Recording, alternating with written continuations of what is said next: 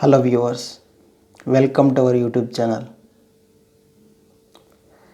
బంగ్లాదేశ్ ప్రభుత్వం తాత్కాలిక అధ్యక్షుడైనటువంటి యూనస్పై ఆ దేశ మాజీ ప్రధాని అయినటువంటి షేక్ హసీనా గారు చాలా పెద్ద అభియోగం చేశారండి. బంగ్లాదేశ్ అవామీ లీగ్ పార్టీ అయినటువంటి ఆ పార్టీని నిషేధంగా విధించారు. ఆ పార్టీ అనేది రాజ్యాంగ విరుద్ధం అన్నారు. ఉగ్రవాద సంస్థలతో పాలన కొనసాగిస్తుందనేసి విమర్శించారు. ఈ క్రమంలో బంగ్లాదేశ్ను అమెరికాకు అమ్మేస్తున్నారనే వార్త కొనసాగుతూ వస్తోంది. సెయింట్ మార్టిన్ ద్వీపం కోసం అమెరికా చేసిన డిమాండ్లను ఆమె అంగీకరించలేదు.